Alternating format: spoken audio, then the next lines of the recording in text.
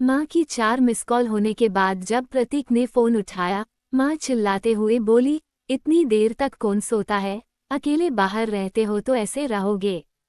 प्रतीक ने माँ की डांट से बचते हुए कहा, अरे वो रात को थोड़ा पढ़ते पढ़ते थोड़ी देर हो गई थी, वैसे फोन क्यों किया इतनी सुबह सुबह, अपने कोई काम है?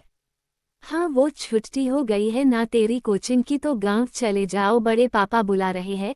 वैसे भी दादाजी जब से स्वर्गवासी हो गए हैं, तुम गांव नहीं गए हो, मम्मी ने ऑर्डर देते हुए कहा।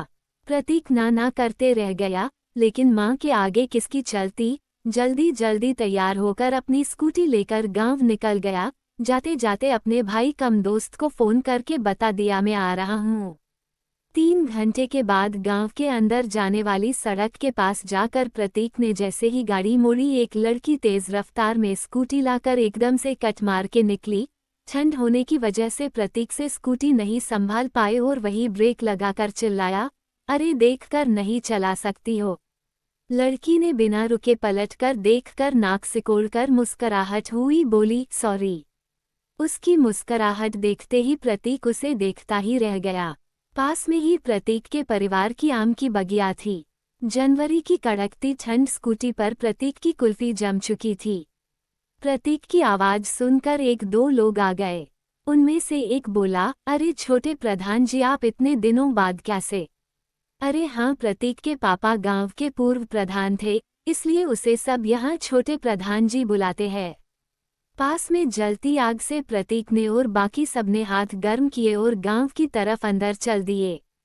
प्रतीक जल्दी से घर पहुंचकर बड़ी मम्मी और छोटी बहन से मिला। बड़े पापा तो खेत पर थे, तो चूल्हे की गर्म गर्म रोटी खाकर आज प्रतीक को दिन में नींद आ गई।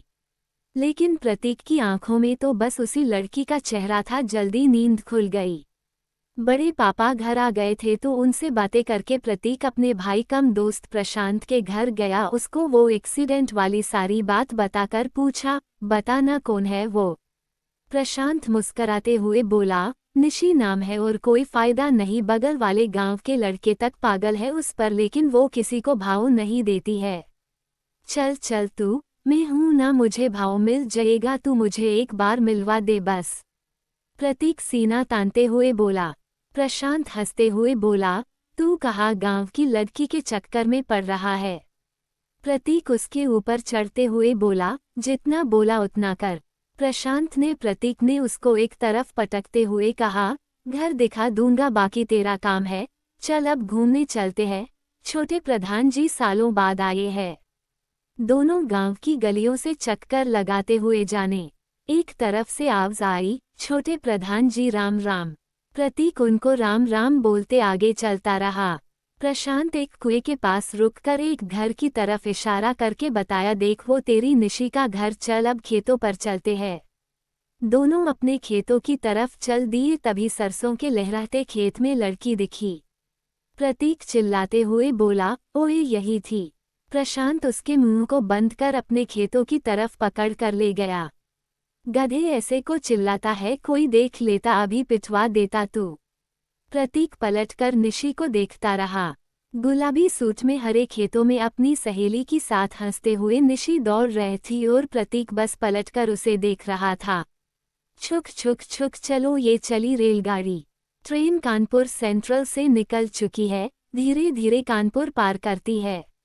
अरे ये क्या, दोनों अभी भी एक ही केबिन में, लेकिन ये क्या, दोनों एक दूसरे की तरफ देख भी नहीं रहे हैं। प्रतीक मन में बड़बड़ाता है, टी सच में कमीना है, एक सीट जुगाड़ नहीं करा सकता है, इतनी फुल है ट्रेन क्या? तभी नजर खिड़की के बाहर पड़ती है, बने वो झोपड़ी घरों पर गरीबी और गंदगी में रहते लोग और इतनी ठंड में कम कपड़ों में खेलते बच्चे जिनको बस अपनी दुनिया से मतलब है। तभी कानपुर की एक अलग खूबसूरती गंगा नदी।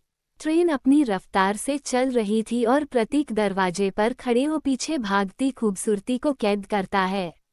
और ट्रेन संगम के अर्धकुंभ से प्रयागराज स्टेशन पर आ चुकी थी। प्रतीक केबिन में अंदर आया, देखा निशी खिड़की बैठी थी।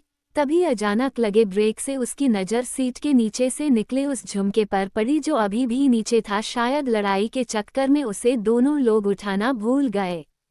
प्रतीक ने झुककर उसे उठाया तो निशी देख बोली, ये मेरा है, मुझे दो। प्रतीक चुपचाप देकर बैठ जाता है, सोचता है इतनी अकड़ उफ। निशी फिर बोली, क्या सोचने लगे आप? अरे कुछ नहीं, मैं प्रतीक और आप मुझे तुम बोल सकती हो, और एक बात और टी सच में कमीना था, प्रतीक ने कहा, और दोनों हंस देते हैं। दोनों की बातों के साथ ट्रेन प्रयागराज से निकल चुकी है। धीरे धीरे लड़ाई से शुरू हुई अब दोस्ती में बदल रही थी। प्रतीक पूछता है, तुमको को कहाँ तक जाना है? सिलीगुड़ी, दार्जिलिंग घूमने। और तुमको? निशी पलट के पूछती है। प्रतीक चेहरे पर चमक और मुस्कुराहट दोनों को लाके कहता है, मैं भी सिलीगुड़ी घूमने। वाह क्या बात है, वैसे एक बात पूछूं? निशी, हाँ पूछो। कल तो तुम साड़ी में थी, बिल्कुल भारतीय नारी की तरह, लेकिन आज ये इतना रफ लुक क्यों? प्रतीक ने जानने की उत्सुकता से पूछा।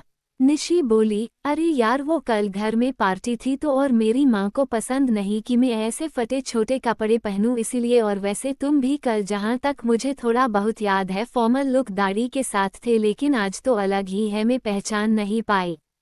प्रतीक ने हंसते हुए कहा, पहचान तो हम भी नहीं पाए तुमको वैसे, और ये लुक तो बस घूमने के लिए बनाया है। रात के 11:15 हो रहे थे, दोनों बातों में इतना व्यस्त कि सोना ही भूल गए।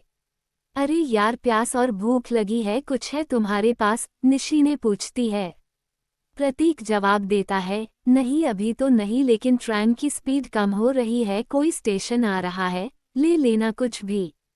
ट्रेन स्टेशन पर आके रुकती है। निशी कुछ पैसे लेकर नीचे जाती है और उस छोटे से बिल्कुल खाली स्टेशन पर अपने लिए मुश्किल से फ्रूट ढूंढ कर खरीदती है। जैसे ही वापस ट्रेन की तरफ आती है कि तभी एक आदमी अचानक से उसके हाथ से पैसे छीन कर भागता है।